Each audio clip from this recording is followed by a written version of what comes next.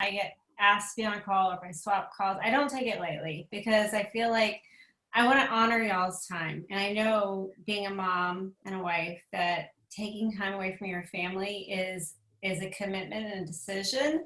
And so I want to make sure that you come away from this call inspired, but also you come away with actions you can take to better your business, to make it a little bit easier for you, to give you some confidence to know that you can do this too. It does not take any type of specialty or degree or cuteness or anything to be successful on social media.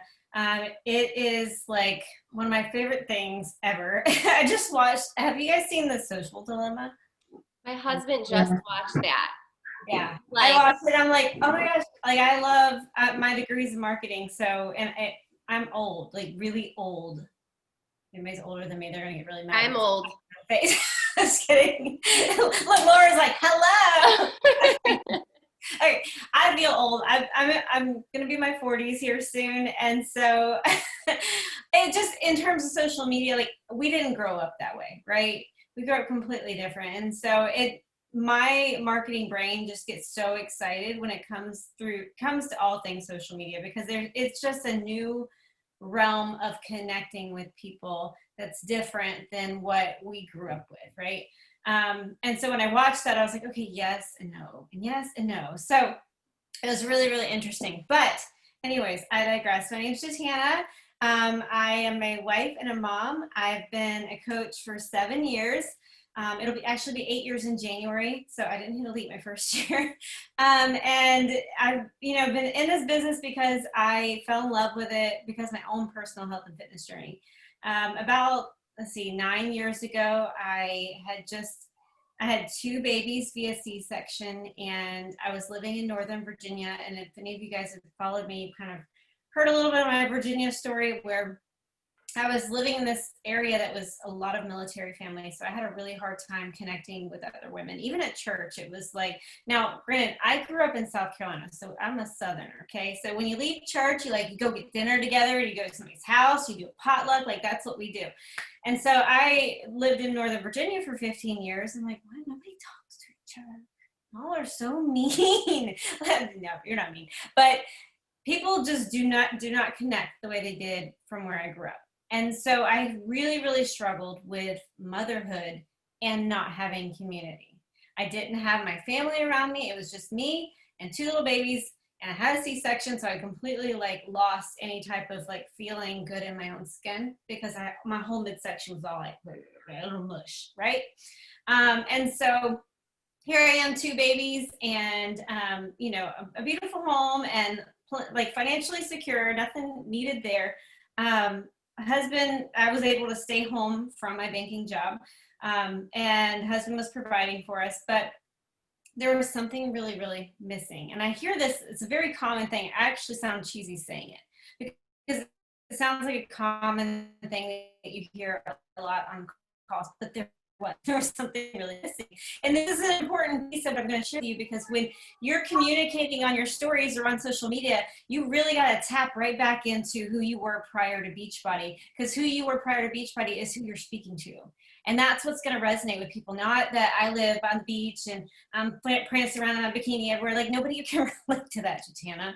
Or not that I have my home office. You got a big old picture of myself. Like, most moms don't freaking care.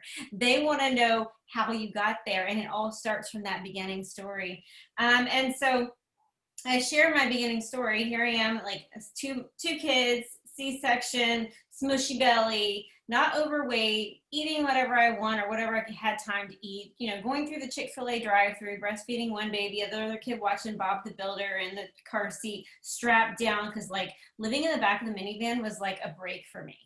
I would eat my 4-count chicken mini, my large sweet tea, no ice, because I needed all the sweet tea I could have. Maybe get a chocolate Oreo cookie, oatmeal cookie, because they're absolutely amazing at Chick-fil-A, and hash browns. And I would sit in the back, and my little dude would be up here watching Bob the Builder or Mickey Mouse hot dog, diggity dog thing. And I'm breastfeeding, and then I get done breastfeeding, put the baby down, change his diaper, put him back in the car seat, and sit there and watch Mickey Mouse Clubhouse with them while I'm eating my Chick-fil-A. And I don't want to go inside Chick-fil-A because that's way too much of a hassle with a baby carrier and a 2-year-old. Like that was my life then. That's a lot of people's lives. And when I jump on social media, I gotta remember that same mom is watching me right now, probably sitting in the back of the minivan with her iPhone watching stories, right? So it's really important to remember that and put that hat on when you go to talk to your audience, because, or share with your audience. I don't like talking to my audience. Share with your audience, because that mom is sitting there in the same desperation I felt, where I felt like I was doing all the things and I was serving everybody else, but I was literally drowning. I felt like I was drowning, and I had everything I'd ever dreamed of. I wasn't lacking in areas. Like, I financially was fine, marriage was fine, house was pretty, lived in a nice area. Like, why wouldn't I be happy? I wasn't. And so I talk about that a lot in my stories. I'm going to kind of share different ways that I go about it here in my notes. But that's a little bit of my background, and it's super important for me to share that with you so you know where I come from. And the angles that I point out either in my posts or my stories are always derived from where I come from, because I think that's super, super important. So if you don't get anything out of this call tonight, understand thoroughly your story and make sure you can communicate that to your people, because that's your superpower. That's what people resonate with, and that's what people connect with. And you can have so much freaking confidence in your own story.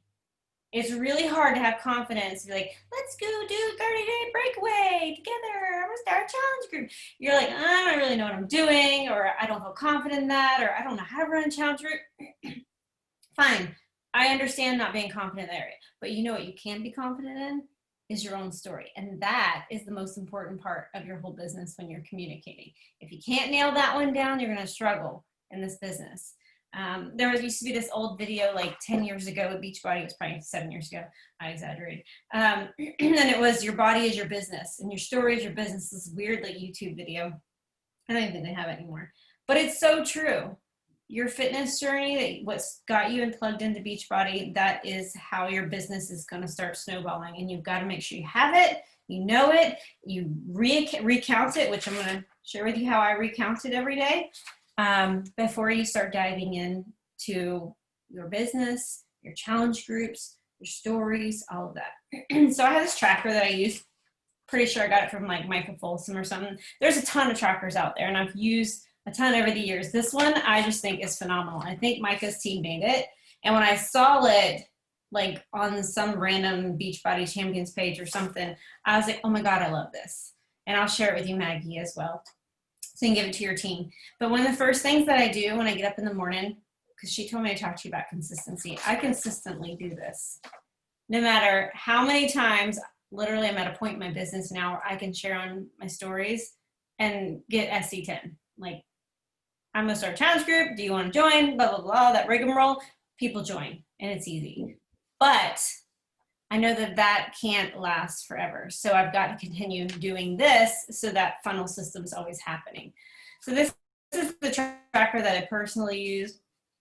I love it. One of the first things on the tracker I think is really important is gratitude, affirmations, and 5-minute visualization. Okay. So when I go to sit down in the morning before my kids wake up, I get my cup of coffee. It's like, what, 5 something, 6 o'clock in the morning. My gratitude, my affirmation, I'm doing a devotional right now. That's my PD, but doing some sort of PD.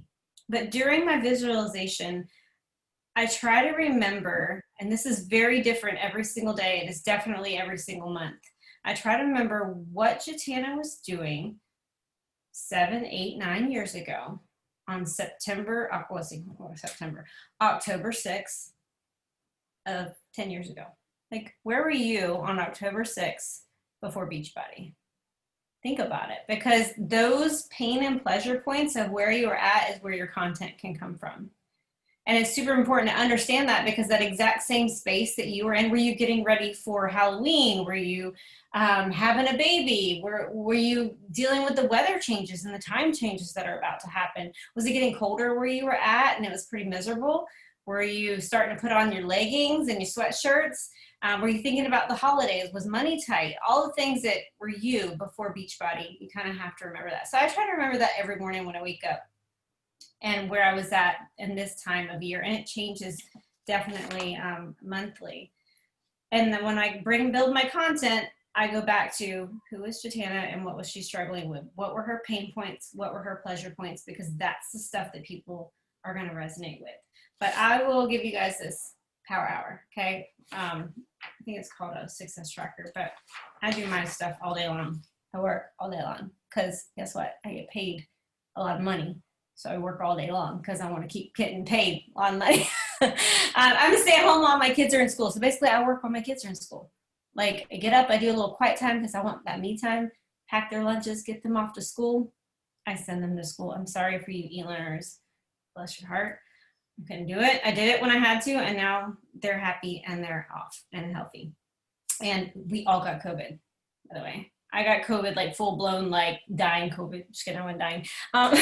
No, I did. I got it, and I still hit Success Club, and I still worked my business from my phone in my bed, connecting with my challengers, and was really vulnerable in my stories when I was struggling. So anyways, I digress. If you guys have questions, because I'm about to go through some heavy social media stuff that is not what you would hear on a regular call with coaches. So if you have questions, please post them in the chat and I'll go over them afterwards if I need to clarify things. So creating engagement is super powerful with your social media. If you're talking and nobody's responding and nobody's interacting and you're not getting anything out of it, then you're just wasting your time, right? And your biggest reason why you're showing up on social media as a coach is to inspire others to take action for themselves, right? That your actions are inspiring them to take actions for themselves. So number one, you guys, you have to have a powerful call to action everywhere, all the time. Like over and over and over again. You will actually get annoyed with yourself as many times as you do call to actions. And I'm not talking about cookie cutter, join my challenge group call to action. I'm talking about, you know, subtle ways of, I don't know, while you're doing your hair or while you're driving, sitting at a stoplight, not while you're driving your car because people get really mad at you. Don't do that because that's bad. Driving, talking on your phone is bad. But while you're doing daily life, there's so many opportunities to do call to action. So it's really, really important that you are plugging that in daily.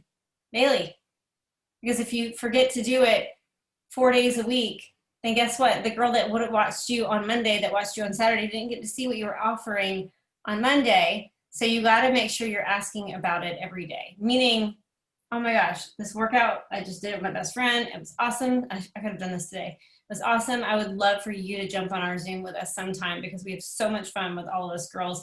Like, I want to see you there. So send me a DM and let's get you plugged into our Zoom group. Little ways. Of course, you can do beautiful, crafty ones. But anyways, I'm harping on that. Make sure you're doing call to actions often. They're powerful. Number two, why would I or they comment on your post? Why? That's really, really important. You go to posts, you gotta think about why would anybody respond? What would they say when they respond? Are you giving them a question or thought-provoking posts where they want to respond to your posts? I mean, sometimes I really get struggled and I'm like, can I get an amen? Just to get them to say amen because I need some interaction. But one of the most powerful things you can do is the first 30 minutes after posting, this is on any social media, Facebook or Instagram, the first 30 minutes of posting, you need the most interaction then. So if you get 3 or 4 people that comment in the first couple minutes of your posts, usually they're your aunt, your mom, your sister, and another coach, something like that. And tell your family members that if they see your stuff, like, please comment because I need that interaction.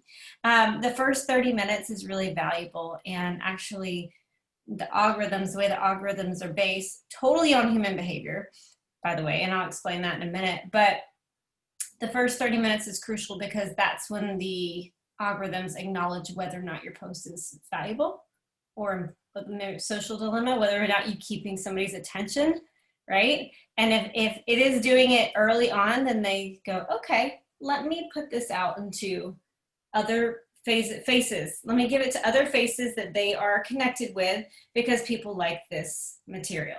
And so the first 30 minutes is really crucial. One of the things that you really want underneath the post is like a thread. like a full-on conversation back and forth. Don't bring it to your DMs. You can do that later when it's actually like getting more intimate. But in the actual post, you want like, you know, Jatana said something, Lindsay something, then Lindsay something, Meg said something under Lindsay's, and then Lindsay responded back to Meg about what Lindsay said about her house, and it just kept going on and on and on. That is powerful. You look at these celebrities that have 4,700 messages under just one post, not just their post, but Lindsay who commented on Kim Kardashian, and then 7,000 people commented on Lindsay. Like, and that's like big extreme stuff. But you can even do that amongst your team, like creating those threads. But it's really important. So say one of your friends comments on your post and says, oh my gosh, I hope Joshua had a great 12th birthday.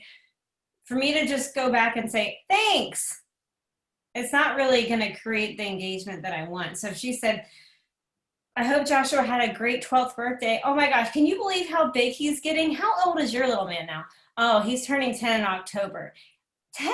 Are you serious? Are you guys going to do a birthday party? Like, I know this whole COVID thing's throwing things off. What are your plans with him?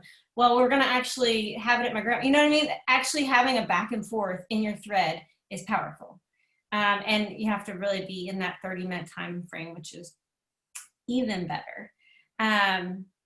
So making sure people want to comment on your post. Number 3, this one can be touchy, especially in the season that we're at right now with elections and all the other craziness going on with that, as being polarizing. And I don't mean whether you support Trump or Biden or BLM or not BLM or wearing a mask or not wearing a mask or whatever. I'm not talking about that kind of stuff. Stay away from that crap, okay? Because it's crazy. Being polarizing, no, it's not crap. Everybody has their opinions and it's a beautiful thing and we're all Americans and it's great. But maybe there's not Americans, maybe there's UK. And Canadians are like, we all crazy. We're okay. But being polarizing as in like, who are you? For me, I cannot stand PTA crap. Is that what it's called? PTA? Like, I do not want to go in the school. I'm really bad with front desk ladies, teachers. I'm like, just tell me what I need to do with my kid. And then I don't want to interact too much. That is not everybody's popular opinion, but it's me. And so when I talk about that in my posts, as silly as that sounds, I get my people. They're like, oh my God, that's so me too. I don't even want to walk in the front desk with the ladies because they hate me because I forget my kids' lunch half the time, and like 3 days a week I'm dropping off Subway. It's really, really bad. They think of me as a bad mom, and I always do this like walk of shame. But when I talk about it, it's polarizing. Some people are like, I'm a teacher, and how dare you say that? I'm not. And it's so irritating to have to interact with PTA type people. Like I said, it's polarizing, but I find my people that way, okay? I love country music. I play country music nonstop on my stories. Some people cannot stand country music. Like, it's annoying. If you don't, you probably don't want to watch my stories, and you're probably not my people. If you're okay with it, then cool, even if I like it, but I'm gonna find my people because I'm being polarizing with who I am. And unapologetically, that's who I am. Like I said, I stay away from hot topics. I don't go into any of that because I don't think that that is valuable or uplifting or going to change anybody's opinion. But based on my personal brand and who I am, I make sure I'm polarized. Number 4, your content, whether it's stories or your posts, have to resonate with people. And I kind of talked about that in the beginning of this call with my story. What you talk about has to resonate with people. So if you're doing this full time, like kind of using my stuff as an example, where I'm gallivanting on the beach and I'm in my little cute office and all this stuff, people don't connect with that. They connect with what I've gone through or how I overcame it. So you have to make sure that when you're posting or when you're doing stories, that somebody is going to watch or read that and say, oh my God, that's so me.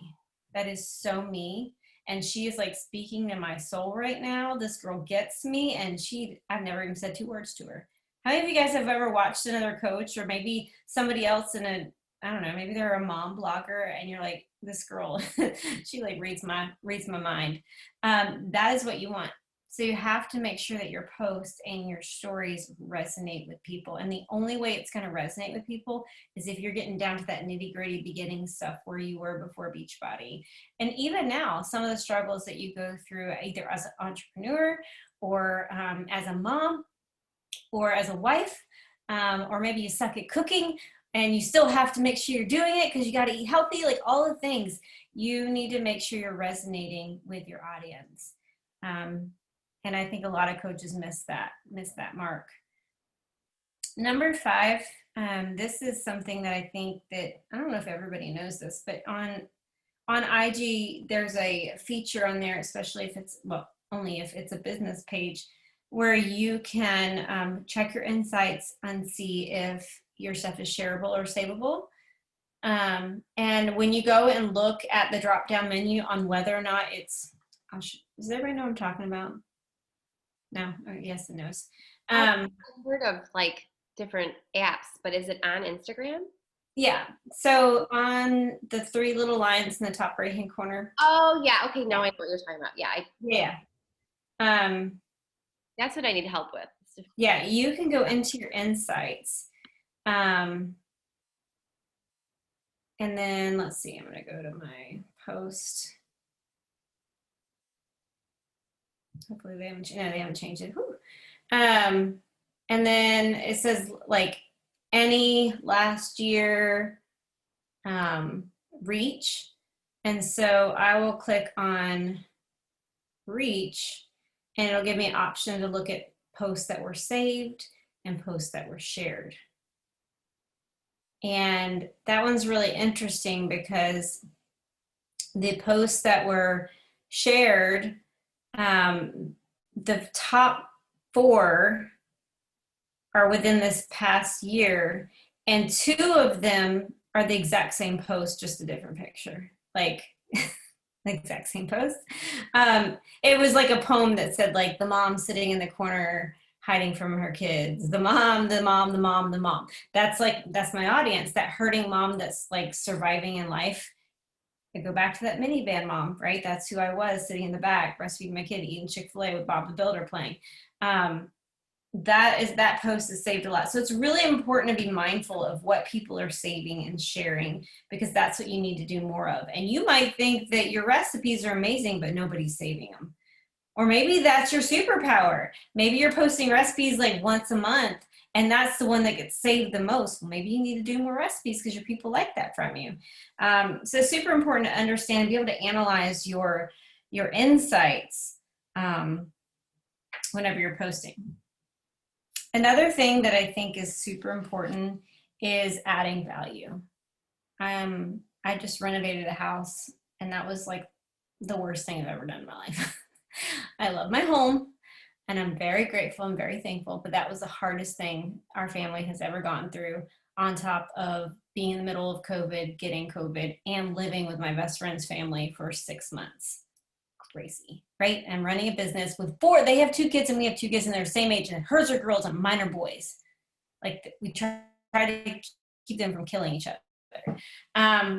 Anyways, I digress. So we renovating home and I am seeing so much interaction just by talking about a lamp that I bought or a rug that I got off Amazon. Adding value to your audience will get people coming back to your stories even when your little circle doesn't pop up in their thread. How many of you go to people's stories just to see what's going on or maybe what they talk about that day? I mean, like, I'm a diehard Holly Woodward fan.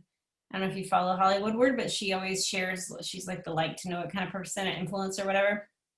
And I will go to her stories, even if she's not in my lineup, my first like couple lineups, just to see if she shared like a Target haul or Vici dolls, or maybe she talked about something she got for her kids.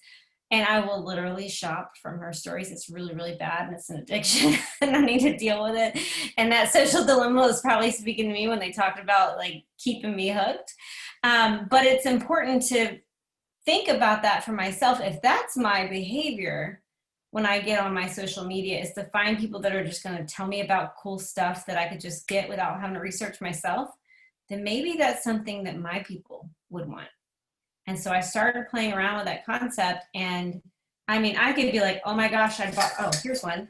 I bought these super cute, like silicone cups that are all crazy tie-dye from Silly Pint. And like the green ones glow in the dark. I have a pool. So like if my kids drop this, it's not going anywhere. And it's like super flimsy and easy. And they come in all these funky colors and they're cute. And I filled my cabinet with all these crazy colors. Just talking about that, so many people would ask me like, what's the link? Where'd you get it? How much do you, oh my gosh, those are so cute. And being able to just add little things of value like that to a woman who maybe doesn't have a lot of time finding the next cool thing or the next cute trend, people will come back to your stories. So adding free value, free value. And you guys all have something that you can bring to the table. Everybody is an expert at something, okay? What does your best friend come and ask you about? Like how to do a top knot bun, or how do you put lashes on, or how do you beach wave curl your hair, or what kind of outfit did you get at Target that day, or maybe you're good at interior decorating and you're good at putting, what is that, collage wall? Like I'm stuck at it so bad. Somebody help me, please. Yeah, so make sure you're adding lots of value because people will come back to you if you are doing so. Let's see, I got a ton of notes here and I don't want to overwhelm you guys. One of the things that I've been doing recently is not recently, I've been doing it for about a year. I started an engagement group. I have a pod of ladies that are not in my DMs or my PMs. They are on a different app. You can use WhatsApp or something that's not affiliated where they can't track it all, because guess what? They track all that crazy stuff, right? And there are people from different fields. So I've got a girl who does like makeup. That's like her thing. She's not selling any type of makeup, but she's an influencer for doing little tutorials of how to do makeup. Something I enjoy watching, so my people might. I've got a pageant girl in there. I've got a coastal decor page in there. And basically whenever one of us posts, we say, hey, I posted. And then within 30 minutes, we tend to send a 4 or 5 or more word comment with a question mark on their posts. And we just do it with each other. And what happens is it cross-pollinates through each other's audiences. So the people who are following the home decor page are now starting to see my page, and the people that are following my page see the coastal home decor page and makeup, and we are starting to cross-pollinate our audiences, which is really incredible. Because the way IG works is they say, oh, these people are interacting with this person, so maybe these people would want, maybe her people would want to see her. Let me put it in the explore page. Sounds really complicated. All you have to do is just go find 3 or 4 separate pages from Beachbody, not in your team or anything like that, and start interacting with each other. Just set some quick ground rules, and people love the engagement, and start engaging with one another. And then lastly, one of my big ones, and like I said, I've literally got pages and pages of brainstorming and notes, but I want to get to y'all's questions if you have any, is don't be an IG snob. Okay, what do I mean by that? And I've done it myself, so I'm not like being rude. Making sure if people are following you and they're watching your stories and they're commenting, I just want to know that you're willing to put forth a little bit of effort in the relationship as well. Because if you're not, they're not seeing your posts. They're not seeing any of it. Like they literally don't show up in their stuff unless they go to you, and especially on Facebook and things like that. So when you have people who watch your stories, go watch their stories, go like their posts, go comment on their posts, respond to one of their stories, give a heart emoji, something in interaction with the people who are continuously following you. Because what IG does is it says, okay, there's a relationship. We are bonding these two together. That means Maggie is always looking at Jatana's stories. Maggie's hearting Jatana, interacting, asking questions. Oh, and now Jatana's doing it back. That's a bond. And that is a strong bond. Guess what happens, especially if it's a public page? All of Maggie's people, and obviously this is not what you want to do with coaches, right? Let's say my best friend Danielle. Jatana's interacting with Danielle. Danielle interacts with Jatana. Now people that are affiliated with Danielle are starting to interact with people that are affiliated with Jatana. And it's like this crazy weird spaghetti of how they do it, but that bond is super important. Moral of the story is, don't be an IG snob. If people are following you, you've got to interact with them. You can't just sit and go, I'm gonna story and I'm gonna post and they're gonna like me and they're gonna watch my stories. No, no, no, you gotta pursue them too. And then lastly, this is a piece that I think a lot of people struggle with is hashtags, and hashtags are literally like a needle in a haystack. They're so massive now. I like to pursue hashtags, and it's actually part of my power hour. So I'll find hashtags that I personally love.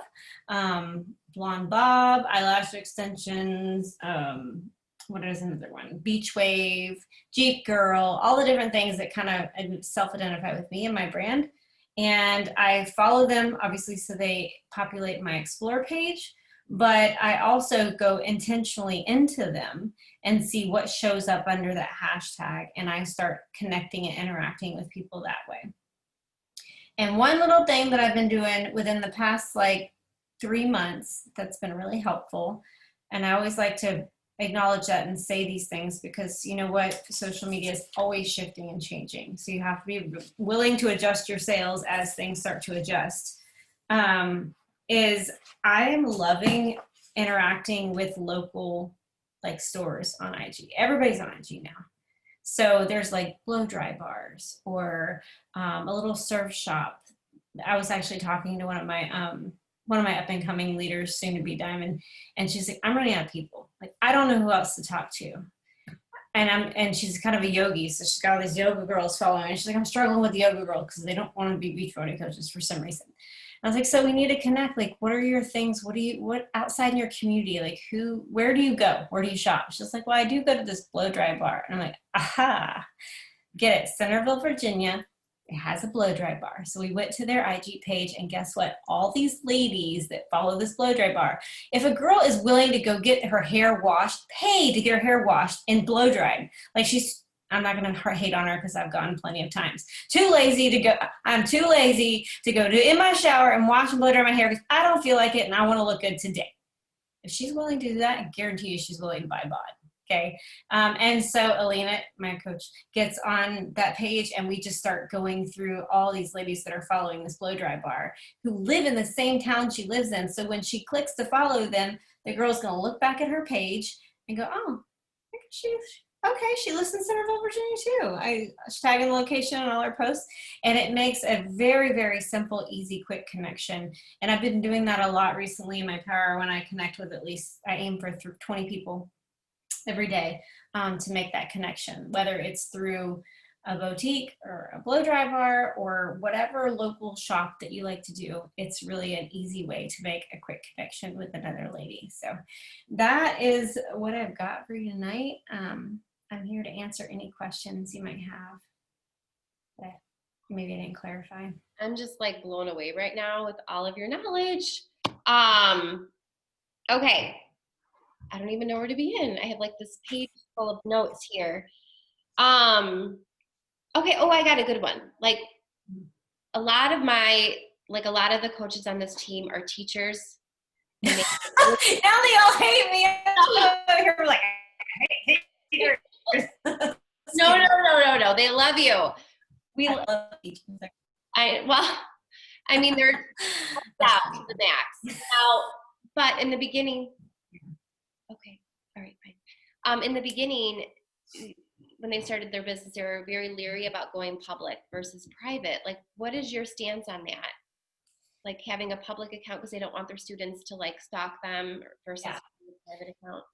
So I'm a little bit in your shoes because I coach at the high school. So I get paid by the school or the county to, be a figure in students' lives. So I totally understand that. And it was hard at first because I'm coaching cheerleading, so I have a bunch of teenage girls. And then my son is 12 and is in 7th grade and goes to the same school because art in Cocoa Beach is 7th through 12th grade. And so one person finds out that I'm Joshua's mom. And then I've even had my son message me during the school day and said, one of my friends thinks it's funny, he just sent you a message. Or they're talking about your TikTok. and just saying things like that. So when your job's at stake, right? Now mine is too. I just have to make sure that I am sharing fitness and health promotions to better my life and to inspire other people.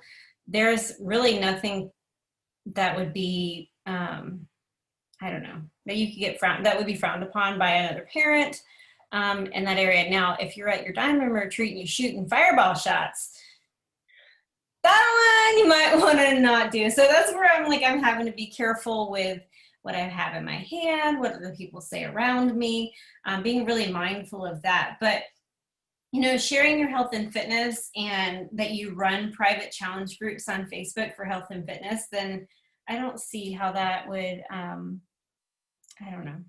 Obviously, your principal and the way your school is structured is going to be different. Everybody's is a little bit more stricter and some's a little bit more lenient.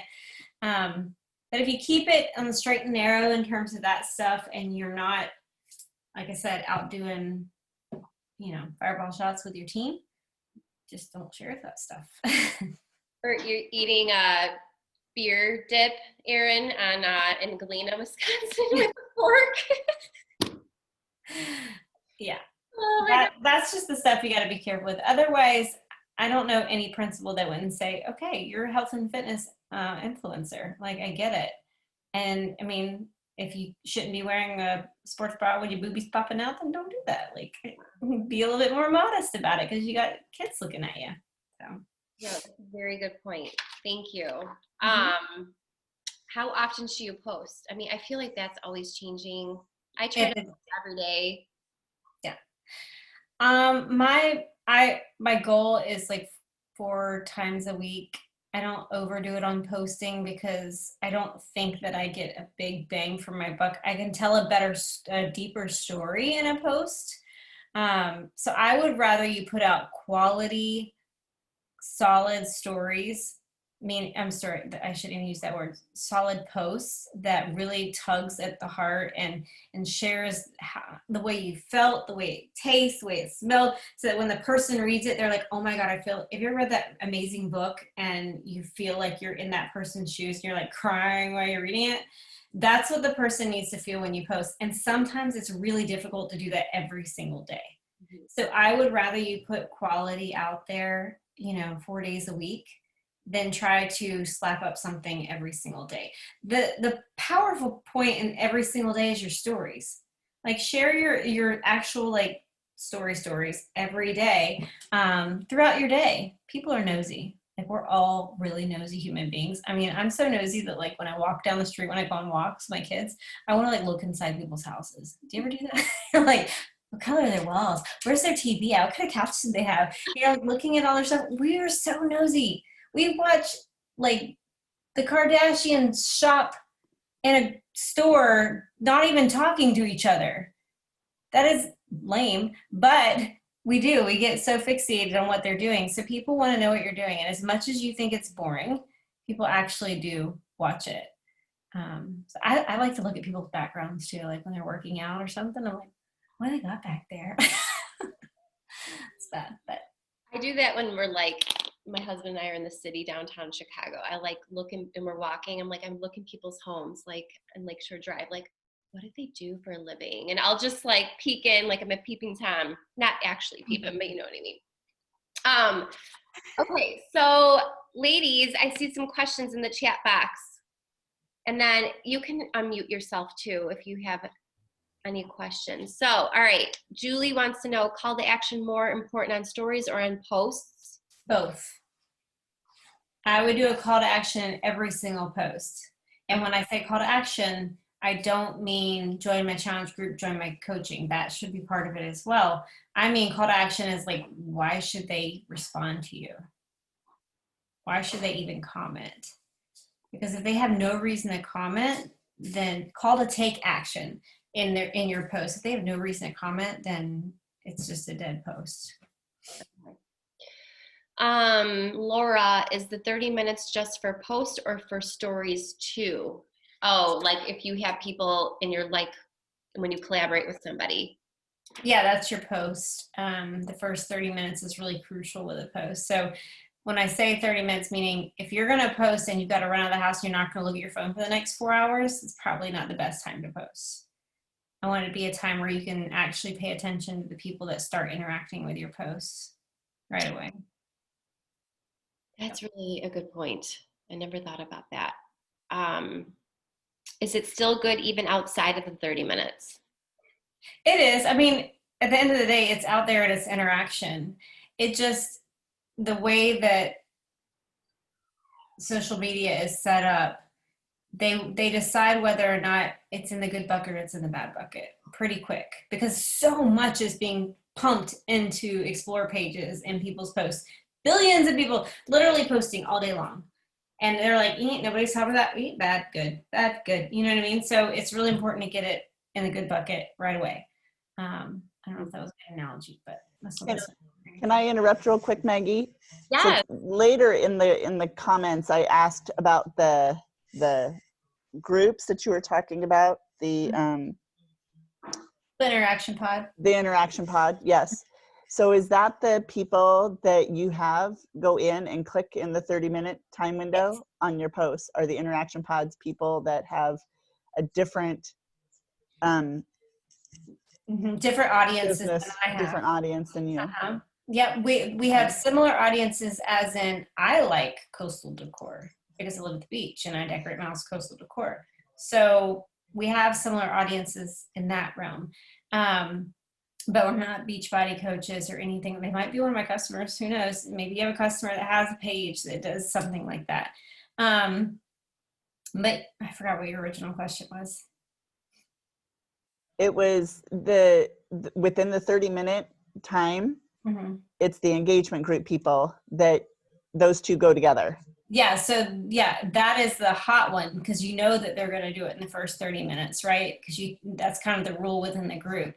And like I said, it only has to be like 5 for you. Your responsibility. So say if I was in Maggie's group and she goes, I just posted, within the first 30 minutes, if I see Maggie's name pop up, I'm like, oh, okay, I just need 5 words. I need to be like, oh my gosh, those glasses are so cute on you. Where did you get them? Boom, done. Put the phone away. Like, it doesn't have to be anything super time consuming, but that will help my post and help the other person's posts really get that acknowledgement with Instagram or Facebook. And then obviously you get the other people who are also interacting with you as well. But that kind of guarantees that you're going to have that first hot interaction. Oh, so interesting. Okay, Julie, if you talk to someone who loves a story, does that count as interactment, or is that private? No, they notice all of that. They are literally analyzing your every single move. They watch how long you stare at a picture, and then they start putting those pictures. I mean, how many of you have thought, I've spoken out loud, like, I really need a new pair of cross trainers. And then in my Facebook, I start seeing cross trainers. I'm like, what the freak? This is weird. So they really do track all of your human behavior. That is what algorithms are built on, human behavior. And they study the living crap out of it. So anytime you interact with somebody because they loved your story, they're saying, okay, these two like each other. Let me put my stuff in front of her more often, or Jatana stuff in front of her more often. So if all you're doing is interacting with coaches, I'm not getting anywhere. Yeah, that makes sense. Okay. Oh, Jackie, she's a teacher. So she said, we were talking about public versus private, and she said she's public, but today a parent told me, thank you for inspiring her daughter to love herself. So I'm over it. See? Yeah. Oh, Laura, is it better to have a private account because all the men that follow, oh, they're such creepers. Block them all. Yeah. Okay, how do you do that? I mean, do you have to go through and find them? I mean, because you just click on their thing and hit block. Yeah. But I have to go, but I don't know that they've followed me. Do I know that they followed me? Am I notified? If you see that somebody followed you and they look like a total creeper weirdo, block them. If you don't know if they followed you because they followed you like 3 hours ago and you haven't looked at your phone and you didn't scroll through the notifications, I mean, they could, are you talking about being stalked or something? They could find you on Google if they wanted to. I mean, the problem is that my phone, and my team has heard me complain and whine about this, and they'll hear it through the rest of the school year, does not work inside my school building. Mhm. So for at least 7 hours a day, I do not have access on my phone at Yeah. all. So I mean, so would I be able to find people who followed me Yeah. and block them still? If you're going through your notifications, you can see, there's actually new filters now where you can see last followed, Okay. least interacted with, maybe go through those and see who you can get rid of, who you are not interacting with at all because they're weirdos. I just don't stress out too much unless somebody is messaging me and they're weird, then they get blocked. If they follow me and I look at their page, 'cause I'm like, who's this person's following me? I look at their page and it's creepy and they've got like butt thongs everywhere, then I'm going to block them because I already know they're creepy and I ain't going to sell a challenge pack or sign them on my team. Otherwise, I mean, somebody could be creepy walking in Target. So Yeah, that's true. Mike just said, you guys don't block me. oh, Mike's creepy, block him. No. Okay. Erin, she says, I feel like when I post a ton of stories, my viewers go down, different days, different engagement, but what do you find best with stories? stories, you have to be super intentional when you're jumping on there. I have a couple rules of thumb. One, I always share my workout, whether somebody likes watching it or not. I try to make it interesting. I like putting music to it, or I like speeding it up, or I like dancing around, acting crazy. You got to do you. Don't try to act like somebody else. So I try to make my workouts interesting. Maybe you're doing a move and you say, has been incredible for my core. I've noticed a huge difference in my abs or my mommy belly after this, or my muffin top has gone away because I've been doing these moves. Adding that kind of value makes it less boring to watch, because at the end of the day, nobody really cares that you worked out, unfortunately.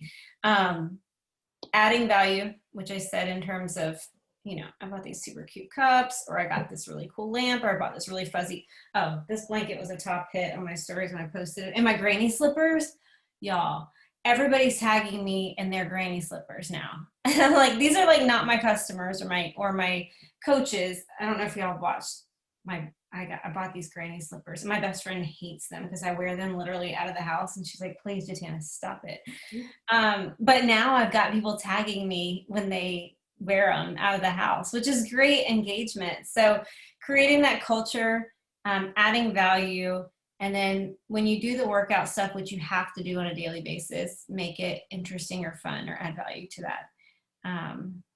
That'll keep people watching rather than, and then don't overdo it. If you're sharing with your voice and you're talking, don't talk for 5 or 6 slides. Make it a 3 slide minimum. And if you find yourself going on and on, and thankfully Instagram cuts you off 4, right? If you talk past 4, they're like, sorry, you gotta try that one over again, because it's gonna lose people. Have you ever sat there and watched somebody and you're like, oh my God, never mind, I'm done. Change it up. Do a boomerang. Don't do a boomerang over and over and over and over and over again. Do a still shot, do a boomerang, talk a little bit, put some music on it. Do something, watch your kids do something ridiculous and funny. Maybe your dog's doing something crazy. Record that. People love to laugh. I like to grab some fun TikTok videos every now and then that are not mine. I did one the other day of the guy singing No Diggity, No Doubt on the PA system at the airport, and I got so much interaction. I think there was like 720 people laughed at it in my actual stories. Things like that you don't even have to do yourself, but you grab a funny video just to brighten somebody's Monday, is fun. So. Okay, I'm sorry. I can take someone else's TikTok and put it on my stories. Yep, you can save it. So if you're watching a funny TikTok, you save it to your camera roll, and then you can put it into your, hold on a second, I'll show you. Stories, and you can put it into your stories, and then I just put like, I miss this America, happy Monday, y'all. Why is my thing going so slow?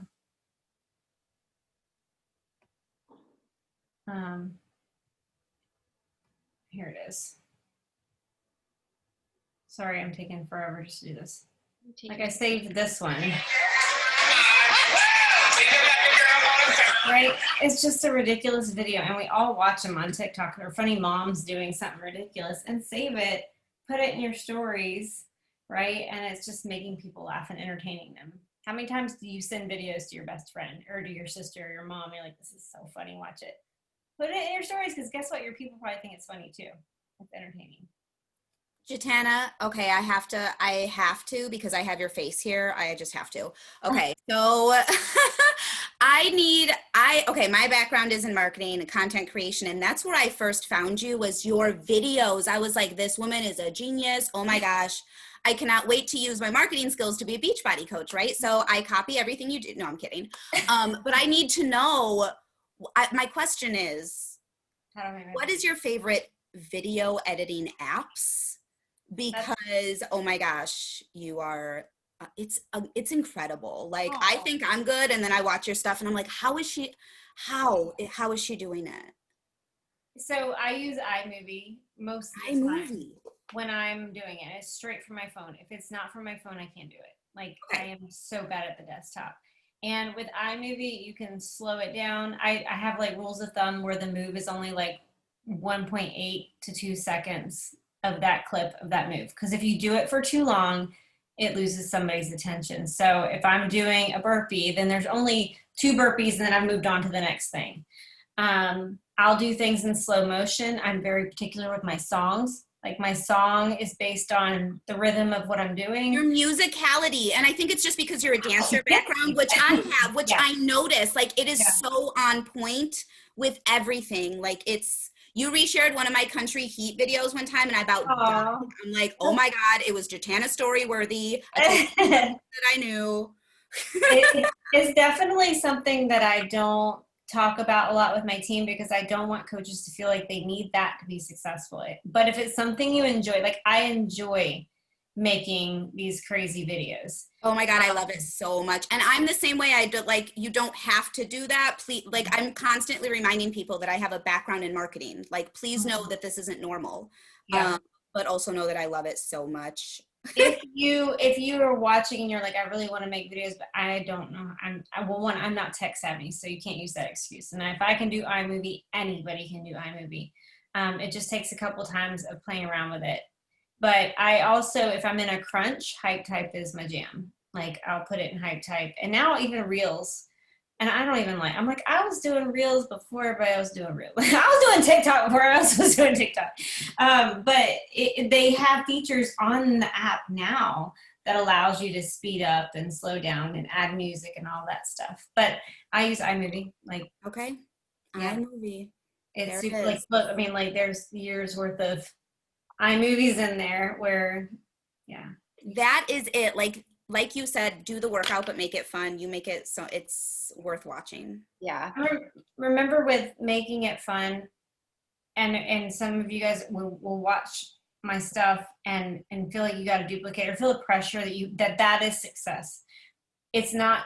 That is my success. That's not necessarily what will make you successful, because people are following you for who you are and your personality and what you bring to the table. And I use that analogy at Summit. It's like, if Melanie Mitro started acting like me on her stories, it would weird people out. Holly Hilliard, it would weird people out. What you get from Holly Hilliard on her stories is her cute little baby crawling through the floor with Joshua Radin playing something very soothing and inspiring with her doing the moves. Like, that is a Holly Hilliard thing. That is not a Jatana thing. She's spazzy and jumping around and dancing and doing toe touches and playing Luke Bryan Country Girl Shake It. Like, that's my jam. But both are very successful. So if you're going to do a Joshua Radin inspiring song with your kid crawling on you and it's super cute and sweet, then that's your jam. So just make sure you're protective and do it the way you should be perceived, not necessarily the way somebody else is doing it. That is true. I like to do a dance every morning after I drink my Energize. That's my jam. I still remember, like, messaging you, Jatana, like, years ago. I'd be like, so what app did you use? You'd be like, Hype Type. I'd be like, how do you edit your movies? iMovie. So that's what I use, because obviously you shared that with me. So, Yep. All right, ladies, are there any more questions? You guys, we have this beautiful soul on our call right now. If you something is like tugging at you, this is the time to ask. I'm just reading through the things, make sure there's nothing else. What's best advice that you would give to new coaches? Question. Gosh, I've gotten this question. It's like world peace kind of question. Oh, I'm sorry, I gave No, it's good. When I was a new coach, I had no direction. Like I had nothing. I literally had to figure it out on my own. And so I always tell my new coaches, one, be here a year from now. Don't quit on yourself before you get to see the fruit of your labor, because this is not something that is quick. It's like the farmer analogy. It's a lot of planting, watering, and soiling and feeding and sunshine and all that before you get to see that. You're like, when is the little thing gonna grow? When's my business gonna grow? It takes time. And it's so sad when you see somebody who has so much potential give up before they get to see what could happen. And I can't imagine, I mean, it took me 9 months to go diamond because I didn't know what I was doing. And if I had given up because I wasn't hitting the goal that like everybody said was like this one big goal to hit in your business, if I would have given up before that 9 months because I had 12 coaches and nobody would pop emerald, like I couldn't get an emerald to save my life in the very beginning. If I would have given up, I probably wouldn't be here in Florida. I wouldn't have been Mrs. Virginia. I wouldn't have been in Country Heat. I wouldn't be sitting in my little home office where I got to renovate a home. My husband would be diabetic. He would be 100 pounds overweight. I would probably be 40 pounds overweight. We'd be living in Northern Virginia and we would be absolutely miserable. And I can't even imagine how our kids would be affected by it. So give yourself the chance to be successful, and then there's tools. There's so many tools out there to succeed, and just go and like take two things. Take massive action, and learn and evolve and grow in your own journey. Those two things will get you success in this business. World peace. So I just want to do a quick shout out, and maybe you can give some piece of advice to Anne. Anne Zilli is in Autumn's test group. Is she still on? I'm looking for a name, Anne. Oh, there she is. I see her. She is in 9-week Control Freak test group, and she is doing an amazing job sharing her journey with with the test group. And I know you were in 80-Day Obsession test group. Am I frozen? Am I frozen? No, I think Anne's a little frozen. Okay. You're good. Anyways, what I probably am. advice can you give to Anne now that she's in this test group? Well, I'm sure they have stipulations on what all you can share. I don't know how they're running that, but on 80-Day Obsession, it was a very tight ship on what we could share. We could only do like one move a day, that kind of thing. But the key is to build that momentum and that curiosity around it. Your own personal journey is the huge piece of it. Like, what is it? Go all in on this. Make sure you get the best results you possibly could get, and start building up that curiosity around it daily. And then I started building, I mean, when I launched 80-Day Obsession, it was the most successful points that I've ever done in 7 years. And I did it in like 4 days. I think within 4 days, I had like 127 Success Club points or something crazy, which I'm not a big SC number kind of person. I don't really care to do all that. I'm more individual. I like lots of quality relationships, but I had a lot of people, and it was because I had built up so much tension around it that when it was go time, like everybody was ready to go. So build up that tension, talk about it a lot, build a list of people who are interested in doing it with you. Heck, if I was watching you, I'd be like, I didn't get in that one. I really wanted in that one, and I didn't get in that test group. I got in like Transform 20 at once that I didn't care about. But yeah, that's super exciting, and it could be a huge launching point for your business. When they do a coach group, that's huge. You should sign almost every single one of your new customers up as coaches so that they can get all the access that they get as a coach, the early access to it. And then all of your current customers, they become coaches because they get to get access to this new program as well. I mean, it's Autumn. She is like she's a name that if I speak, if you're like, yes, oh, that's the 21-day fix for, yes, I want to do it. And I know some people are Autumn haters, but a lot of my people love Autumn programs, and women in general just really, really thrive with those programs. So congratulations. Beautiful. Thank Okay. you very much. All right, last call, ladies.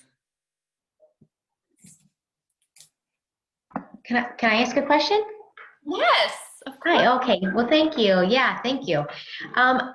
With the difference in the groups, now I do see that like Beachbody On Demand, they have like their own where you can make your own bod group. What's the difference between doing that and then maybe starting your own Facebook groups or your own community? What's the difference in those groups and maybe trying to get people engaged and Yeah. I am still, maybe it's the grandma in me, but I am still a Facebook person. I'm having a really hard time with bod groups. I do use them for my people who I found on IG that don't want to be on Facebook. And then this election has really turned people off on social media because it's so toxic right now in the social media realm. So it won't hurt to do bod groups. I do better on Facebook. I don't know why. But both are successful. A lot of people are very, very successful on the other platform. You just have to find what works best for you and your people. Like your people might, for example, a lot of my coaches who have a lot of challengers that are in the 40 plus age range, they really enjoy bod groups because it's away from all the chaos. They want to be in that place. So. Yeah. okay. Thank you. Mm-hmm. No, I'm not into bod groups either yet. I couldn't get into them. I tried. Okay. Yay. Well, I can't thank you enough for this amazing hour and 7 minutes. This was just enlightening and empowering. So I appreciate that so much. And now I'm like, shit, I got to go on your call tomorrow. What am I going to talk about? You're going to be amazing. So thank you again. And again, like I feel like we were really honored to have you. So we appreciate it. And ladies, I recorded this. I will share this in the team call or team page when I upload it tomorrow morning because I'm going to bed. So good night. Have a good night. And thanks again for coming on. Love you all so much. So much. Bye. Thank you. Thank you.